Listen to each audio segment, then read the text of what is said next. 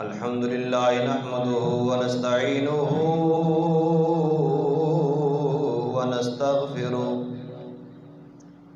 ونستغفره ونؤمن به ونتوكل عليه ونعوذ بالله من شرور أنفسنا ومن سيئات أعمالنا من يهده الله فلا مضل له ومن يضلله فلا هادي له ونشهد أن لا إله إلا الله وحده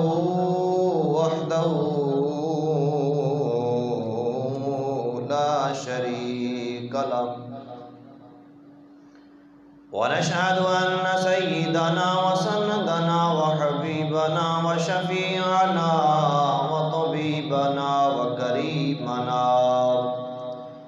وطبيبنا وكريمنا ورحيمنا وشفيعنا وشفاء صدورنا أعلانا أولانا ومولانا محمدا عبده ورسوله خير الورى أما بعد فأعوذ بالله من الشيطان الرجيم بسم الله الرحمن الرحيم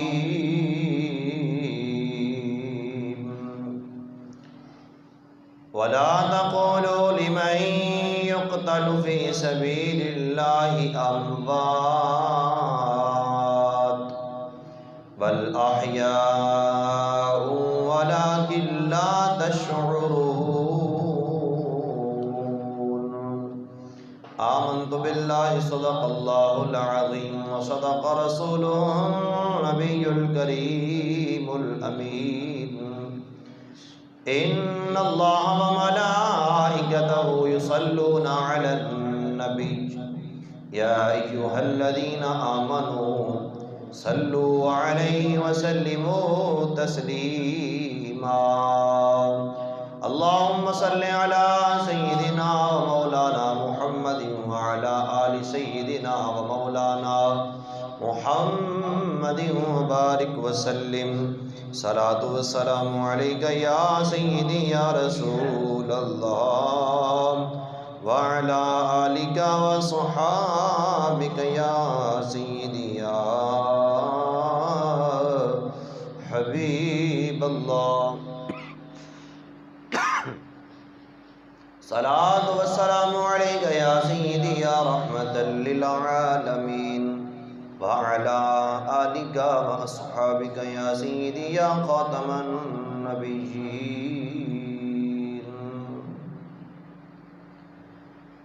سید نے کربلا میں وعدے نبھا دیے ہیں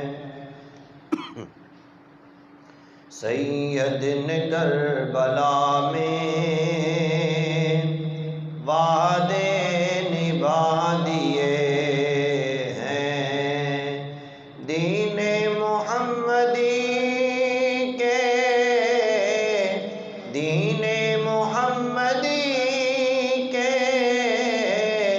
گلشن کھلا دیے ہیں سید نے کربلا میں وعدے نبھا دیے ہیں سید نے کربلا میں وعدے نبھا دیے ہیں زینب کے باغ میں بھی دو پھول تھے مہکے تھے زینب کے باغ میں بھی دو پھول تھے مہکے تھے زینب نے بھی وہ دونوں زینب نے بھی وہ دونوں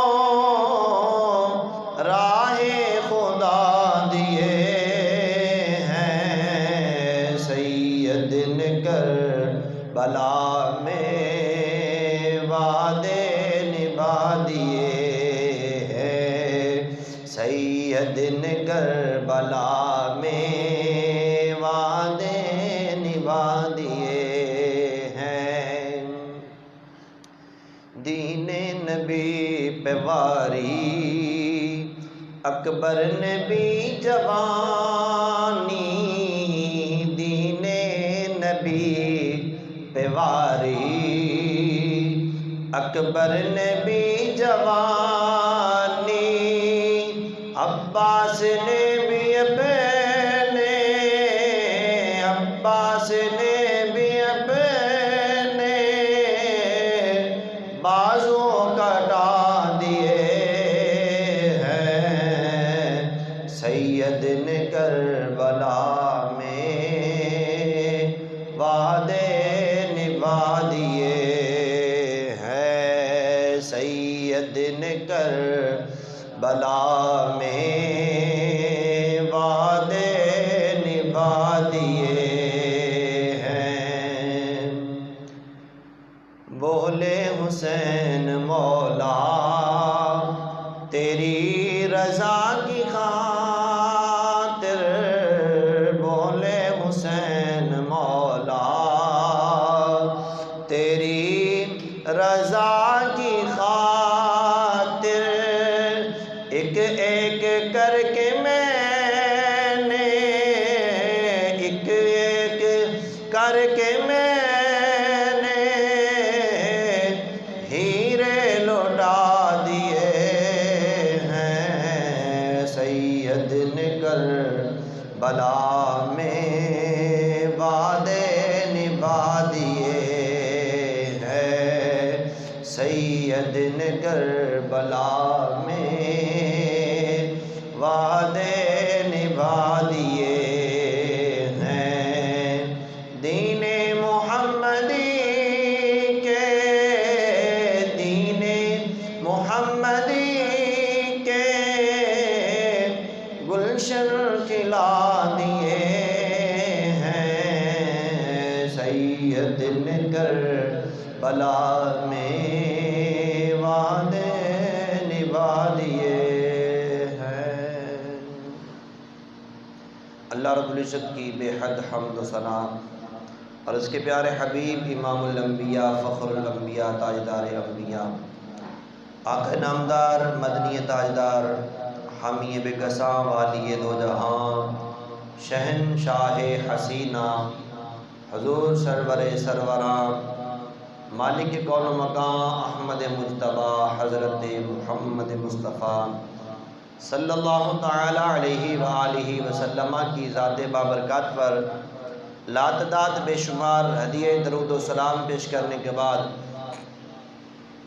انتہائی واجب القدر والاحترام میرے بزرگوں، میرے دوستوں، عزیز سامعین کرام، اللہ جل مجدہ الکریم کی عطا کردہ توفیق سے ایک مرتبہ پھر نماز جمعۃ المبارک کی ادائیگی کے لیے اللہ کے پاکیزہ اور مقدس گھر کے اندر جمع ہونے کی سعادت نصیب ہو رہی ہے۔ دعا ہے خالق کائنات آپ کی اور میری ہم سب کی حاضری کو اپنی بارگاہ میں قبول فرما کر ہم سب کے لیے بخشش کا ذریعہ بنائے۔ سامعین محترم، جس طرح کہ پچھلے 2-3 جمعۃ المبارک سے آپ حضرات اہل بیت کی شان اور عظمت سماعت فرما رہے ہیں، آج انشاءاللہ العزیز مولا حسین پاک کی شہادت کے حوالے سے اور آپ کی عظیم مرتبہ اور مقام کے حوالے سے گفتگو ہوگی۔ جو آیت کریمہ تلاوت کرنے کا شرف حاصل کیا، خالق کائنات جل وعلا نے ارشاد فرمایا وَلَا تَقُولُوا لِمَن يُقْتَلُ فِي سَبِيلِ اللَّهِ أَمْوَاتٌ، فرمایا کہ جو اللہ کے راستے میں قتل کر دیے جائیں، شہید کر دیے جائیں، انہیں مردہ مت کہو، بل احیاء ولکن لا تشعرون، میں بلکہ وہ زندہ ہیں، تمہیں ان کی زندگی کے بارے میں شعور نہیں ہے۔ اس آیت مبارکہ میں خالق کائنات نے ہماری زبان پر، ہمارے بولنے پر پابندی لگائی۔ میں تم نے زبان سے شہداء کو، شہیدوں کو مردہ نہیں کہنا ہے۔ زبان سے مردہ کہنے پر پابندی لگائی گئی ہے، اور آگے فرمایا بلکہ وہ زندہ ہیں، تمہیں شعور نہیں ہے۔ پھر ذہن کے اندر تصور اور خیال آتا ہے کہ جو شہید ہو گیا وہ ہمارے سامنے، اس کی جان اس کے جسم سے نکل گئی، اس کا جنازہ بھی ہم نے پڑھا، اس کو دفن بھی اپنے ہاتھوں سے ہم نے کیا، قبر کے اندر اتار کے آئے، اب دوبارہ وہ واپس نہیں آئے گا، وہ زندہ تو نہیں ہے، اگر زندہ ہوتا تو واپس آتا۔ ذہن کے اندر یہ خیال آتا ہے تو خالق کائنات نے قرآن کی دوسری آیہ مبارکہ نازل فرمائی۔ محبت سے بولیں سبحان اللہ۔ آؤ میرے دوستو، امام الانبیاء صلی اللہ علیہ وسلم کے پاک غلاموں، خالق کائنات نے پہلی آیہ مبارکہ کے اندر ہماری زبان کے اوپر پابندی لگائی، فرمایا تم نے زبان سے شہیدوں کو مردہ نہیں کہنا، زبان سے تم نے جو اللہ کے راستے میں قتل ہو گئے ہیں انہیں مردہ نہیں کہنا۔ پھر ذہن کے اندر جو خیال آیا، گمان آیا، سوچ آئی، اس سوچ پر بھی اللہ نے پابندی لگائی۔ وَلَا تَحْسَبَنَّ الَّذِينَ قُتِلُوا فِي سَبِيلِ اللَّهِ أَمْوَاتًا بَلْ أَحْيَاءٌ عِندَ رَبِّهِمْ يُرْزَقُونَ۔ فرمایا میں اللہ کا یہ آرڈر اور حکم ہے تمہارے لیے کہ تم نے شہیدوں کو جو اللہ کے راستے میں شہید کر دیے جائیں ان کے بارے میں انہیں مردہ گمان بھی نہیں کرنا ہے، سوچ میں بھی نہیں لانا ہے کہ وہ مردہ ہیں، وہ ختم ہو چکے ہیں۔ یا اللہ پھر کیا ہے؟ اللہ فرماتا ہے بل احیاء عند ربہم، میرے اللہ نے فرمایا وہ زندہ ہیں۔ یا اللہ اگر وہ زندہ ہیں تو وہ کہاں ہیں؟ خالق کائنات کا قرآن ہمیں جواب دیتا ہے، فرمایا بل احیاء عند ربہم، وہ اپنے رب کے پاس زندہ ہے۔ کہا وہ زندہ ہیں، یا اللہ کہاں زندہ؟ فرمایا وہ اپنے رب کے ہاں زندہ ہیں۔ یا اللہ جو بندہ زندہ ہوتا ہے اسے کھانے کی، پینے کی ضرورت ہوتی ہے، اسے رزق کی ضرورت ہوتی ہے، اسے جناب والا طعام کی ضرورت ہوتی ہے۔ یا اللہ جو زندہ ہے انہیں رزق بھی دیا جاتا ہے۔ خالق کائنات نے فرمایا میرا قرآن پڑھ تجھے جواب مل جائے گا۔ فرمایا وَلَا تَحْسَبَنَّ الَّذِينَ قُتِلُوا فِي سَبِيلِ اللَّهِ أَمْوَاتًا، میں جو اللہ کے راستے میں شہید ہو گئے انہیں مردہ گمان نہیں کرنا، بل احیاء عند ربہم، وہ اپنے رب کے پاس زندہ ہیں، یرزقون، فرمایا انہیں رزق بھی دیا جاتا ہے۔ یہ اللہ کا قرآن کہہ رہا ہے، کسی مولوی کی بات نہیں، کسی پیر کی بات نہیں، کسی جناب اللہ مفتی محدث مفسر کی بات نہیں ہے، یہ رب کے قرآن کی بات ہے۔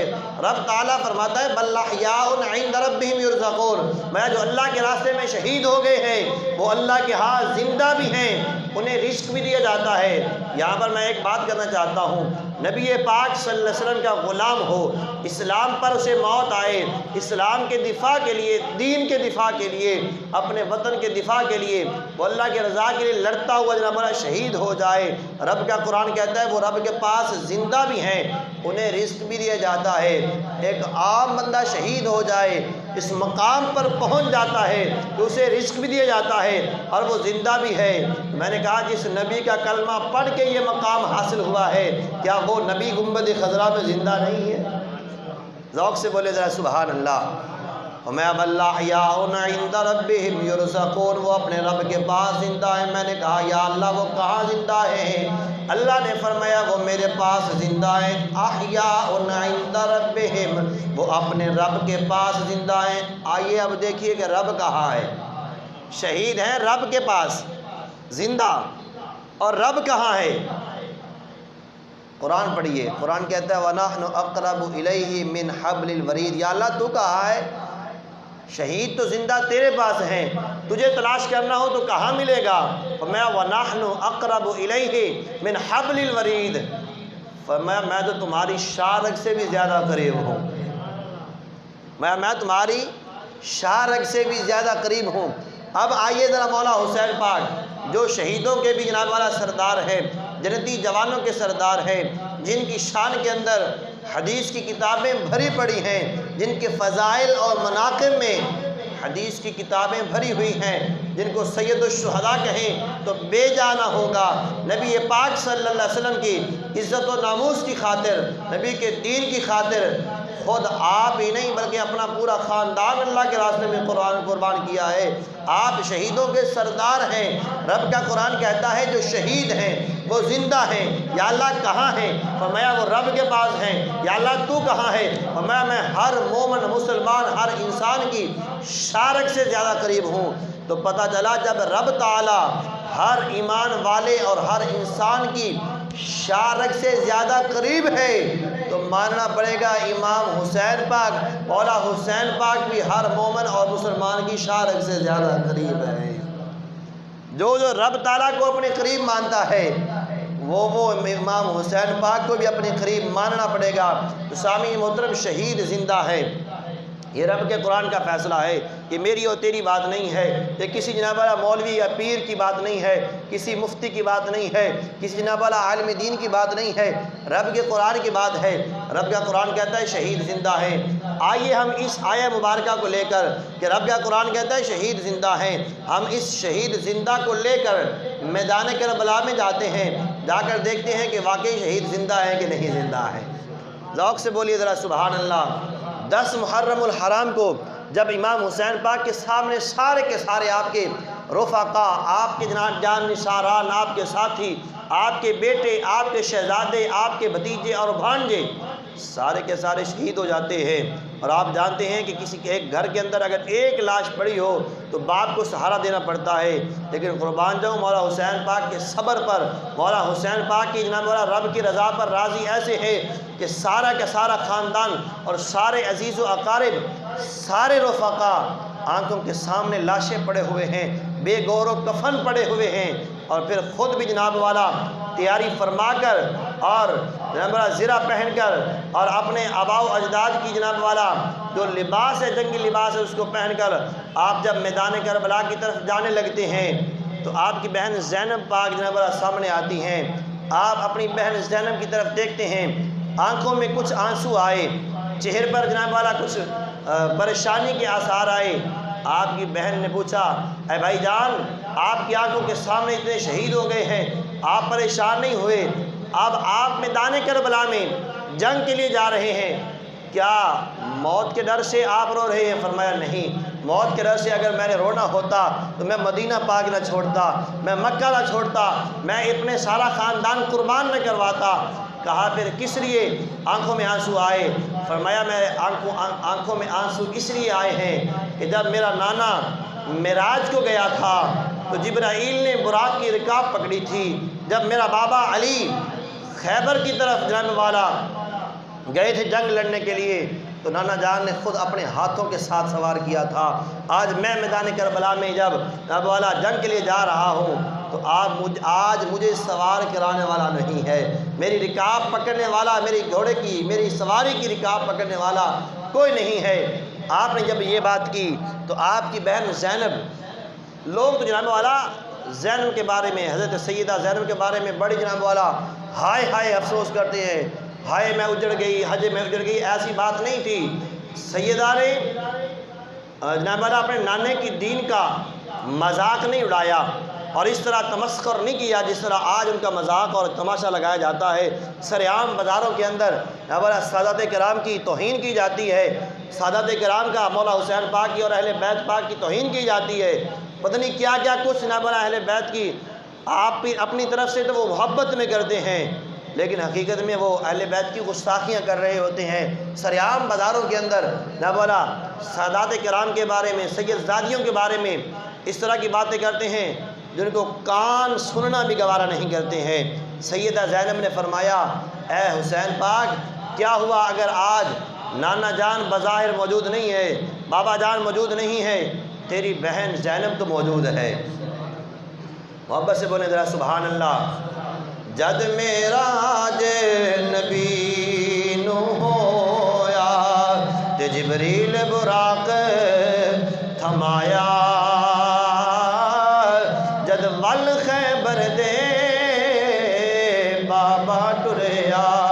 नाने हथी आप चढ़ाया। अज कोई नहीं रह गया वागा पकड़न वाला, ते जदों वार हुसैन दा आया खैमे निकल के बीबी ज़ैनब ते फड़ बुरका मुँह ते पाया, ते पकड़ रिकाब घोड़े दी आंखें ले आ चढ़े अमड़ी जाया। शाला मरन न वीर किसे दे ते न होन निमाणियां भैणा, जिस भैन दा ओ वीर न गोई ते उसकी दुनिया दी लेना।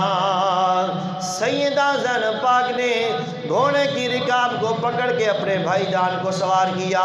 मौला हुसैन पाक मैदान करबला में जाते हैं, अश्किया के साथ नाम वाला मुकाबला करते हैं। आपने जंग करने से पहले फिर इत्माम हुज्जत के लिए खुतबा इरशाद फरमाया, मुझे जानते नहीं हैं वो मुझे जान ले, जो पहले से जानते हैं वो तो अच्छी तरह जानते हैं, जो नहीं जानते उनको मैं बताता हूँ।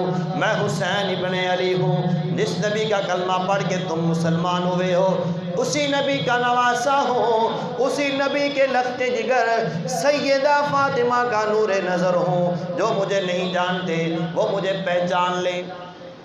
इत्माम हुज्जत के लिए आपने फिर खुतबा इरशाद फरमाया। मुख्तसर ये कि उन्होंने कहा है हुसैन पाक बात वही है कि बैत करनी है तो करें वरना जंग के लिए तैयार हो जाए।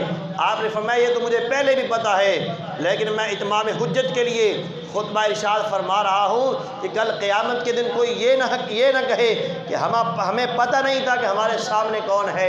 मैं इत्माम हुज्जत के लिए तुम्हें खुतबा इरशाद फरमा रहा हूँ। आखिर तय वाला मुकाबला हुआ। इमाम हुसैन पाक ने अपनी जुर्रत और बहादुरी के जनाब जौहर दिखाए, कई कूफियों को वास्ले जहन्नम फरमाया। आखिर चारों तरफ से आप पर हमला होता है, चारों तरफ से तीरों और तलवारों की और नेज़ों की जनाब वाला बारिश होती है, लेकिन जब आप ज़ख्मों से चूर चूर हो जाते हैं तो उलमा बयान करते हैं कि जो आपकी सवारी थी वो भी ज़ख्मों से चूर थी, इस कदर ज़ख्मों से चूर थी कि खड़ा नहीं हो सकता था, सवारी खड़ी नहीं हो सकती थी। लेकिन वो नीचे ज़मीन पर नहीं गिरा, इसलिए कि मौला हुसैन पाक कहीं ज़मीन पर ना गिर जाएं। मौला हुसैन पाक के अदब के अंदर अपने आप को लहू लुहान भी किया सवारी ने, लेकिन ख़ुद जनाब वाला ज़मीन पर नहीं आई।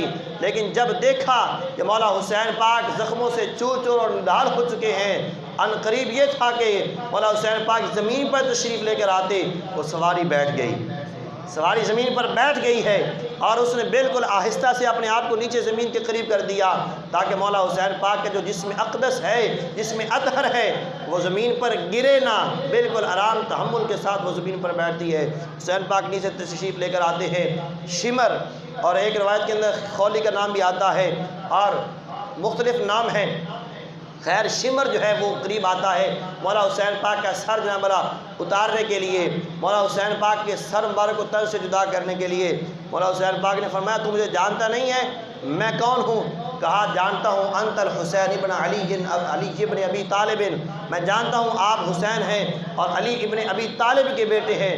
फरमाया जब तू मुझे जानता है कि मैं हुसैन हूँ, उस नबी का नवासा हूँ जिसका तूने कलमा पढ़ा है, तो फिर तुझे शर्म नहीं आती कि तू मेरा सर उतारने के लिए आया है? शिमर ने जो जवाब दिया तारीख़ की किताबों में लिखा हुआ है, उसने कहा मैं दुनिया के लालच की खातिर तेरा सर उतारना चाहता हूँ। ये दुनिया जो होती है ना, दुनिया जो होती है, ये दुनिया बड़ा बड़ा काम करवा देती है, लेकिन वो लोग काबिल तहसीन हैं जो दुनिया को दीन की खातिर कुर्बान कर देते हैं, जिनके सामने दुनिया आकर जनाब वाला डेरे जमा ले और दुनिया अपना सारा कुछ जनाब वाला निछावर करने के लिए तैयार हो, वो कहे हम दीन से गद्दारी नहीं कर सकते हैं, हम दीन के साथ वफा करेंगे, इस दुनिया के साथ, दुनिया के लालच में हम गद्दारी नहीं करेंगे। मौला हुसैन पाक ने फरमाया बता तू मेरा सर क्यों उतारना चाहता है? कहने लगा दुनिया के लालच में इनाम मुझे मिलेगा। मैं तुझे इनाम कहाँ से मिलेगा? कहने लगा मुझे यजीद से इनाम मिलेगा, यजीद के दरबार से मुझे इनाम मिलेगा।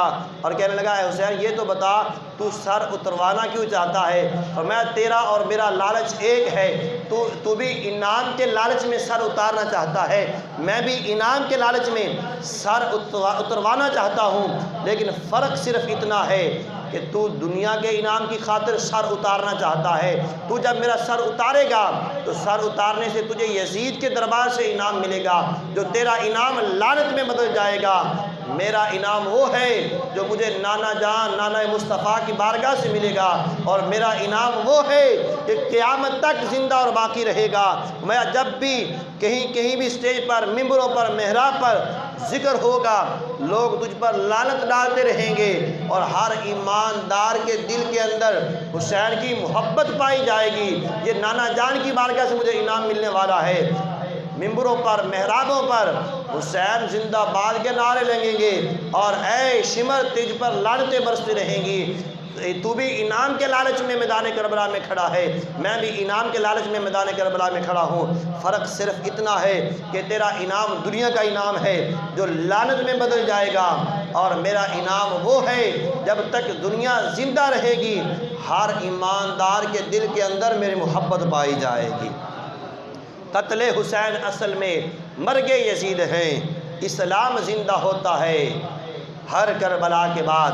سامعین محترم، سر تو اتارنا اس لیے چاہتے تھے کہ مولا حسین پاک کو جھکا لیں، مولا حسین پاک کو جھکانے کے لیے سر اتارا گیا، لیکن قدرت کا انتقام دیکھیے، جس سر کو اتارنے کے لیے یزید نے ہزاروں جتن جناب والا لگائے ہیں، اسی سر کو اتار کے خود اپنے ہاتھوں سے بلند کر رہے ہیں، خود اپنے ہاتھوں سے وہی سر بلند کیا ہوا ہے۔ اور میں نے کہا کہ مولا حسین پاک کی شہادت جو ہے وہ ہمیں قرآن کی تفسیر کر کے بتاتی ہے۔ قرآن کہتا ہے کہ شہیدوں کو تم نے مردہ نہیں کہنا ہے، شہیدوں کو تم نے مردہ گمان بھی نہیں کرنا ہے۔ میدان کربلا کے اندر قرآن کی ان آیات کی تفسیر بھی مولا حسین پاک نے کر کے دکھائی ہے۔ انہوں نے سر کو اتارا، سر کو نیزے کی نوک پہ چڑھا کے بلند کیا ہے۔ اب جب بلند کیا نہ مولا حسین پاک کے سر کو، قرآن سر کو اتار تو لیا ہے لیکن زبان سے قرآن کی تلاوت ویسے کی ویسے جاری و ساری ہے۔ سامعین محترم، قرآن پڑھ رہے ہیں نیزے کی نوک پر۔ خولی بن یزید، اس کے سر جو ہے حوالے کیا گیا، اس کے سپرد کیا گیا رات کو رکھنے کے لیے۔ خولی نے سر کو لیا اور اپنے گھر میں چلا گیا۔ رات کا وقت تھا، گھر میں جا کر اس نے تنور کے اندر سر کو رکھ دیا، اوپر سے ہمارا کوئی برتن دے دیا۔ اس کی بیوی نے پوچھا کہاں گیا تھا، کس کام کے لیے گیا تھا؟ کہنے لگا ایک شخص یزید کا باغی تھا، اس کے قتل کے لیے گئے تھے، اس کو جناب والا ان سے جنگ ہوئی تھی، جنگ کرنے کے لیے گئے تھے۔ رات کا وقت ہوا، وہ اس کی بیوی جو تھی وہ محب اہل بیت تھی، اہل بیت کے ساتھ محبت کرنے والی تھی۔ پچھلی رات کا وقت ہوا، وہ تہجد کے لیے اٹھی تو کیا دیکھتی ہے کہ تنور سے نور کی شعائیں بلند ہو رہی ہیں، تنور سے جناب والا نور کی لاٹیں نکل رہی ہیں۔ حیران ہو کر دیکھنے لگی کہ تنور میں آگ تو نہیں تھی، تنور کو تو بند کر دیا گیا تھا، پھر یہ آگ اور روشنی کہاں سے آ رہی ہے؟ وہاں بیٹھ کے ٹکٹکی لگا کر دیکھنے لگی۔ کیا دیکھتی ہے؟ کچھ دیر کے بعد ملائکہ انوار و تجلیات وہاں پر جناب آ رہے ہیں۔ کچھ دیر کے بعد کچھ بیویاں وہاں پر حاضر ہوتی ہیں اور آ کر اس سر کو تنور سے نکال کر مشک و عنبر کے ساتھ دھوتی ہیں، اور دھونے کے بعد سر کو چومتی ہیں، سینے کے ساتھ لگاتی ہیں، آنکھوں سے آنسو بہاتی ہیں۔ ایک بیوی سینے کے ساتھ لگا کے کہتی ہے اے میرے لال، اے میرے لخت جگر، جن ظالموں نے تیرے سر کو تن سے جدا کیا ہے، قیامت کے دن جب تک میں ان سے بدلہ نہیں لے لوں گی، جب تک ان کا حساب نہیں لے لوں گی، میں رب تعالیٰ کے عرش کا کنگرا نہیں چھوڑوں گی۔ سامعین محترم، اس طرح بیویاں وہ آنسو بہاتی رہیں۔ کچھ دیر کے بعد انہوں نے سر مبارک کو رکھا اور تشریف لے گئیں۔ جب تشریف لے گئیں تو وہ بیوی کہتی ہے کہ میں آگے بڑھی، اور آگے بڑھ کر مورخین نے لکھا اس نے سر کو نکالا، اور سر کو نکال کر جب غور سے دیکھا تو کیا دیکھتی ہے کہ نور کی ساری شعائیں اور نور کی جو روشنیاں ہیں اس سر مبارک سے نکل رہی ہیں۔ مولا حسین پاک کی پہلے اس نے زیارت کی ہوئی تھی، جب اس نے غور سے دیکھا یہ تو نواز رسول کا سر ہے، فوراً خولی بن یزید کے پاس آئی، کہنے لگی تو کہتا تھا میں باغیوں کا سر اتارنے گیا تھا، باغیوں سے جنگ کرنے گیا تھا، یہ تو نواز رسول کا سر ہے، تو کیا کہتا ہے کہ کیا تو نے بہت بڑا جہاد کیا ہے؟ کیا تو نے جناب والا بہت بڑی کامیابی حاصل کر لی ہے؟ آج کے بعد تیرے اور میرے درمیان جدائی ہے، تو میرا شوہر نہیں، میں تیری بیوی نہیں، آج کے بعد تیرے اور میرے درمیان جدائی ہے، میں تیرے ہاں نہیں رہ سکتی ہوں۔ مورخین نے لکھا کہ اس نے چادر اٹھائی اور گھر چھوڑ کے چلی گئی، دوبارہ اس کا کہیں بھی پتہ نہیں چلا ہے۔ سامعین محترم، پھر ابن زیاد کے دربار میں شہداء کے سر مبارک پیش ہوئے اور پھر وہاں سے قافلہ جو ہے وہ روانہ ہوا یزید کے دربار کی طرف۔ راستے کے اندر ایک دو نہیں، کئی مقامات پر امام حسین پاک کے سر مبارک کی کرامات کا ظہور ہوتا رہا۔ راستے کے اندر سر مبارک آپ کا نیزے کی نوک پر ہے۔ ایک جناب یہودی اپنے مکان کی چھت پر ہے، اس نے جناب دیکھا کہ مکان کی چھت کے برابر سر جا رہا ہے اور سر سے قرآن پڑھنے کی تلاوت کی آواز آ رہی ہے۔ ذرا ذوق سے بولے سبحان اللہ۔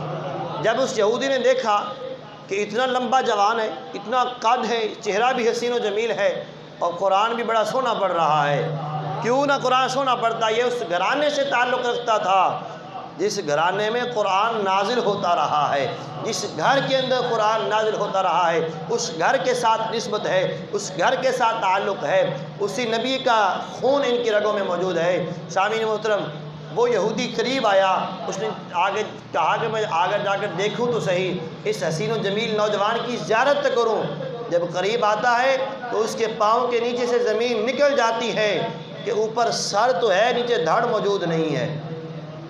اوپر سر تو ہے جو قرآن کی تلاوت کر رہا ہے، لیکن نیچے جسم نہیں ہے، دھڑ نہیں ہے۔ نیزے کی نوک پہ قرآن جناب، نیزے کی نوک پہ سر ہے اور سر قرآن کی تلاوت کر رہا ہے۔ وہ یہودی مکان سے نیچے آیا اور قافلے والوں سے کہنے لگا، اے قافلے والوں، یہ کس کا سر ہے؟ کہنے لگے یہ باغی کا سر ہے۔ فرمایا وہ باغی، تم باغی کہتے ہو، مجھے تو یہ غازی لگتا ہے، بتاؤ یہ کون ہے، نام اس کا کیا ہے؟ کہنے لگے اس کا نام حسین ابن علی ہے۔ میں یہ کون؟ وہ حسین ابن علی، وہ علی جو تمہارے نبی کا ہمارا داماد ہے؟ کہنے لگے ہاں وہی علی۔ کہنے لگا یہودی پھر یوں نہیں کہتے کہ ہم نے اپنے نبی کے نواسے کو شہید کیا ہے، یوں کہو نا کہ ہم نے اپنے نبی کے نواسے کا سر اتارا ہے۔ سامعین محترم، جب اس نے دیکھا کہ نبی پاک صلی اللہ علیہ وسلم کے نواسے جگر گوشہ بطول سیدنا امام علی مقام کا سر مبارک قرآن کی تلاوت کر رہا ہے، سر سے مخاطب ہو کے کہنے لگا، اے حسین پاک، میں نے تمہیں جو ہے جس صحیح جسامت کے ساتھ نہیں دیکھا ہے، پورے جسم کے ساتھ تمہیں میں نے نہیں دیکھا ہے، تمہارے نانا کی میں نے زیارت نہیں کی ہے، لیکن آج تمہارے سر کی یہ کرامت دیکھ کر تمہارے نبی کا کلمہ پڑھ کے مسلمان ہوتا ہوں، اس لیے کہ جس نبی کے نواسے کا یہ مقام ہے کہ سر تن سے جدا ہو جائے پھر بھی قرآن کی تلاوت کرتا ہے، اس نبی کا مقام اور شان کیا ہوگا۔ اسی طرح سر کو لے کر آگے جاتے ہیں، ایک راہب ہے جو گرجے میں عبادت کر رہا ہے، رات کا وقت ہوتا ہے، اس دیوار کے ساتھ جناب والا انہوں نے نیزے کو رکھ دیا، سر مبارک دیوار کے ساتھ لگ گیا۔ تاریخی کتابوں میں لکھا ہے کہ اس دیوار سے ایک ہاتھ نمودار ہوا اور اس ہاتھ میں ایک قلم تھا، اس قلم نے شہداء کے خون کے اندر جناب والا غوطہ کھایا اور دیوار کے اوپر ایک شعر لکھا، اترجو امت قتلت حسینہ شفاعت جدہ یوم الحساب۔ کیا وہ لوگ بھی نبی پاک صلی اللہ علیہ وسلم کی شفاعت کی امید رکھتے ہیں جنہوں نے مولا حسین پاک کو شہید کیا ہے؟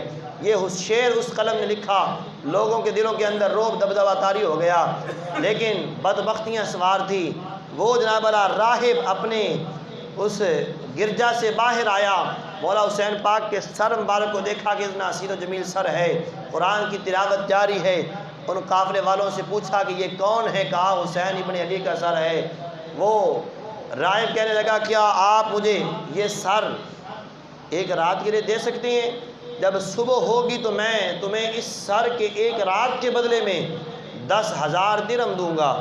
کیونکہ دنیا کے لالچ کی خاطر انہوں نے مولا حسین پاک کو شہید کیا تھا اور مولا حسین پاک کی دعوت ان کے دلوں کے اندر تھی۔ انہوں نے کہا ٹھیک ہے، آپ سر کو لے لیں۔ سوچا کہ ساری رات یہودی حفاظت بھی کرے گا، راہب حفاظت بھی کرے گا، ہم سکون کی نیند سو بھی لیں گے اور صبح ہمیں دنیا کا مال بھی مل جائے گا۔ ساری رات والا سر مبارک جو ہے اس راہب کے حوالے کر دیا۔ اب اس راہب نے کیا کیا؟ اس راہب نے سر مبارک لیا، ایک تشت میں رکھا اور جب مشک اور عنبر سے سر مبارک کو غسل دیا۔ توجہ کے ساتھ ذوق سے بولے سبحان اللہ۔ آؤ میرے دوستوں بزرگ، امام الانبیاء صلی اللہ علیہ وسلم کے پاک غلاموں، ہے وہ راہب، کلمہ گو مسلمان نہیں ہے، لیکن اہل بیت کی محبت اس کے دل کے اندر موجود ہے۔ اس نے سر مبارک کو مشک و عنبر کے ساتھ خوشبوؤں کے ساتھ معطر کیا، سامنے جناب والا تھال مبارک میں تشت کے اندر سر کو رکھا ہے، ہاتھ باندھ کے ساری رات مولا حسین پاک کے سر کی زیارت کرتا رہا ہے۔ کیا دیکھتا ہے کہ رات کا وقت ہے، جب ہر طرف اندھیرا چھا گیا ہے، آسمانوں سے نور کی شعائیں سر مبارک پر نازل ہو رہی ہیں، اللہ کے انوار و تجلیات جناب والا سر مبارک پہ نازل ہوتے ہیں۔ ساری رات آنکھوں کے اندر آنسو بہاتا ہوا مولا حسین پاک کے سر مبارک کی زیارت کرتا رہا۔ جب صبح ہوتی ہے مولا حسین پاک کے سر کے ساتھ مخاطب ہو کے کہتا ہے، اے حسین پاک، میں نے آپ کی زندگی کو نہیں پایا، آپ کے نانا جان کی زیارت میں نے نہیں کی، اگر نانا جان کی زیارت کرتا تو شاید میں پہلے ہی مسلمان ہو جاتا۔ آج میں نے آپ کے سر مبارک کی کرامات دیکھی ہیں، آپ کے سر مبارک کو دیکھ کر آپ کے نانا کا کلمہ پڑھ کے مسلمان ہوتا ہوں۔ کلمہ پڑھ کے مسلمان ہوا، ساری رات آنکھوں میں آنسو بہاتا رہا۔ صبح جب ہوتی ہے، نم آنکھوں کے ساتھ، پرنم آنکھوں کے ساتھ سر مبارک واپس کرتا ہے۔ 10,000 درہم ان جناب والا یزیدیوں کے حوالے کرتا ہے، آنکھوں میں آنسو آ رہے ہیں اور جناب والا رو رہا ہے۔ 10,000 درہم جناب والا حوالے کر دیے، ان 10,000 درہموں کو لے کر یزیدی وہاں سے روانہ ہو جاتے ہیں۔ آگے جا کر ایک ٹیلے کے اوپر، ایک ٹبے کے اوپر بیٹھ کر آپس کے اندر جب وہ درہم تقسیم کرنے لگے تو کیا دیکھتے ہیں، جو سونے اور چاندی کے درہم اور دینار انہوں نے لیے تھے، اب وہ درہم اور دینار نہیں ہیں بلکہ وہ ٹھیکریاں بن چکی ہیں، وہ ٹھیکریاں بن گئی ہیں، اور ان کے اوپر قرآن لکھا ہوا ہے۔ ایک طرف قرآن کی آیت مبارکہ لکھی ہوئی ہے، وَلَا تَحْسَبَنَّ اللَّهَ غَافِلًا عَمَّا يَعْمَلُ الظَّالِمُونَ۔ دوسری طرف قرآن کی آیت مبارکہ لکھی ہے، وَسَيَعْلَمُ الَّذِينَ ظَلَمُوا أَيَّ مُنقَلَبٍ يَنقَلِبُونَ۔ فرمایا ظالم لوگ کیا گمان کرتے ہیں، سوچتے ہیں کہ وہ اللہ ان کے ان کاموں سے بے خبر ہے۔ آگے فرمایا وَسَيَعْلَمُ الَّذِينَ ظَلَمُوا أَيَّ مُنقَلَبٍ يَنقَلِبُونَ۔ ظالم لوگ ان قریب جان لیں گے کہ وہ کس کروٹ پر ہے، اللہ تعالیٰ انہیں ان کا انجام دکھا دے گا۔ آؤ میرے دوستوں بزرگوں، مولا حسین پاک کا سر مبارک نے اتنی کرامات کا ظہور جناب والا دکھایا، لوگ کلمہ پڑھ کے مسلمان ہو رہے ہیں، لوگ آپ کی کرامات دیکھ کر، سر مبارک کی کرامات دیکھ کر مسلمان ہو رہے ہیں۔ نیزے کی نوک پر کوفہ کے بازار کے اندر مولا حسین پاک کا سر مبارک جا رہا ہے، سر مبارک جا رہا ہے۔ ایک قاری قرآن اوپر والی منظر پر قرآن کی تلاوت کرتا ہے، کہتا ہے ام حسبت ان اصحاب الکہف والرقیم کانوا من آیاتنا عجبا۔ یہ قرآن پاک کا 15واں پارہ ہے، سورہ کہف ہے، اصحاب کہف اور اصحاب رقیم کا واقعہ یہ اس آیہ مبارکہ کے اندر ہے کہ اللہ فرماتا ہے ام حسبت ان اصحاب الکہف والرقیم، کیا تو گمان نہیں کرتا، کیا تو جانتا نہیں ہے کہ اصحاب کہف اور اصحاب رقیم کا جو واقعہ ہے، قانوا من آیاتنا عجبا، وہ ہماری عجیب نشانیوں میں سے ہیں۔ جب قاری قرآن نے قرآن کی اس آیہ مبارکہ کو پڑھا تو امام حسین پاک کے سر مبارک سے آواز آئی۔ سامعین محترم، مولا حسین پاک کے سر مبارک سے آواز آتی ہے، یا تالی القرآن اعجب من قصتی ھذا، اعجب من قصتی ھذا ان قتلی وحملی۔ میں اے قرآن کے قاری، اے قرآن کی تلاوت کرنے والے، تو کہتا ہے کہ اصحاب کہف اور اصحاب رقیم کا جو واقعہ ہے وہ ایک عجیب قصہ ہے، اللہ کی عجیب نشانیوں میں سے ہے۔ اصحاب کہف 300 سال سال سوئے رہے، 300 سال کے بعد اللہ تعالیٰ نے دوبارہ ان کو زندہ فرما دیا، ان کی نیند کو دور فرما دیا۔ 300 سال کے بعد وہ اٹھے، بیدار ہوئے اور بولے۔ فرمایا مولا حسین پاک نے، اے قرآن کی تلاوت کرنے والے، اصحاب کہف اور اصحاب رقیم کا واقعہ بھی اللہ کی عجیب نشانیوں میں سے ہے، لیکن ان میں سے بھی زیادہ عجیب، ان سے بھی زیادہ عجیب میرا یوں قتل کیا جانا ہے، اور جناب والا میرا یوں نیزے کی نوک پہ قرآن پڑھنا ہے۔ میں اصحاب کہف اور اصحاب رقیم، اصحاب کہف جو تھے ان کو علاقے کے لوگوں نے تنگ کیا، وہ لوگ تھے جو کافر تھے، ظالم بادشاہ تھا جس نے تنگ کیا، وہ ظالموں کے ظلم کے ڈر کی وجہ سے، کافروں کے ظلم کے ڈر کی وجہ سے علاقہ چھوڑ کر وہاں سے چلے گئے تھے۔ ان کو تنگ کرنے والے کافر تھے، مسلمان نہیں تھے، کلمہ گو نہیں تھے، ان کے ظلم کی وجہ سے انہوں نے اپنے علاقے کو چھوڑا، اور پھر جناب والا وہ ایک غار کے اندر انہوں نے پناہ لی۔ اللہ پاک نے 300 سال تک ان کو جناب والا نیند کا غلبہ ان پر جو ہے وہ ڈال دیا۔ 300 سال کے بعد وہ بولے تو ان کے جسم بھی سلامت تھے، ان کا سر بھی سلامت تھا۔ فرمایا ہمیں ہمارے نانا کے کلمہ پڑھنے والے لوگوں نے خود بلایا ہے، اور خود بلا کر ہمیں قتل کیا، اور خود بلا کر قتل کیا۔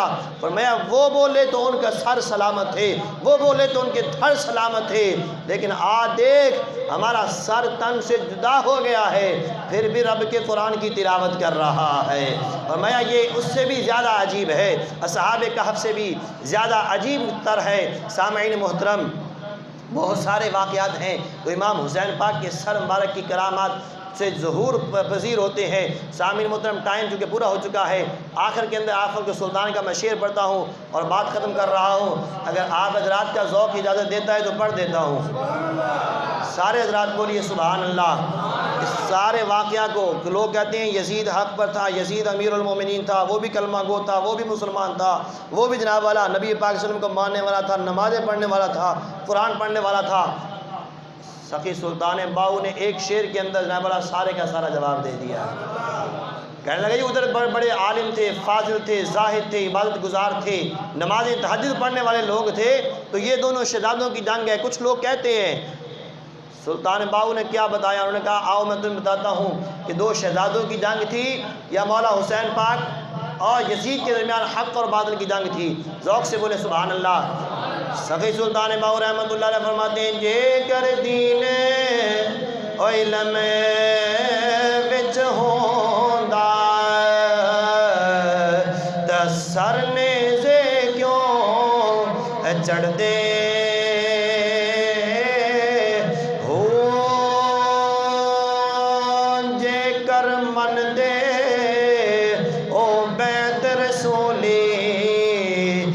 پانی بند کیوں کر دے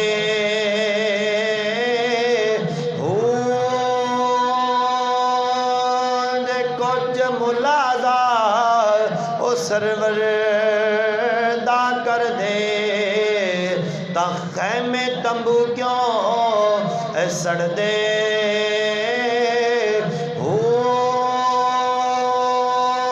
پر صادق دین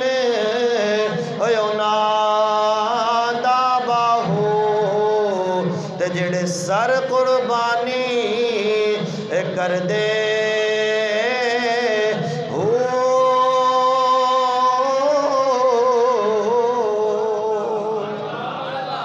اللہ تعالیٰ کی بارگاہ میں دعا ہے اللہ تعالیٰ اہل بیت کی محبت نصیب فرمائے۔ فرمایا کہ شہید زندہ ہیں، بل احیاء عند ربہم یرزقون، مرنے کے بعد بھی شہید زندہ ہوتا ہے، مرنے کے بعد بھی شہید مرتا نہیں ہے۔ مولا حسین پاک نے میدان کربلا کے اندر اپنا تن من دھن، اپنا مال اولاد ہر چیز قربان کر کے پھر نیزے کی نوک پہ چڑھ کے قرآن پڑھ کے لوگوں کو سنا کے بتایا کہ اللہ کا قرآن بھی سچا ہے، میرے نانے کا دین بھی سچا ہے۔ اللہ تعالی ہم سب کو اہل بیت کی محبت نصیب فرمائے، آمین۔ وما علیہ الا البلاغ المبین۔ جن حضرات نے سنت ادا کرنی ہے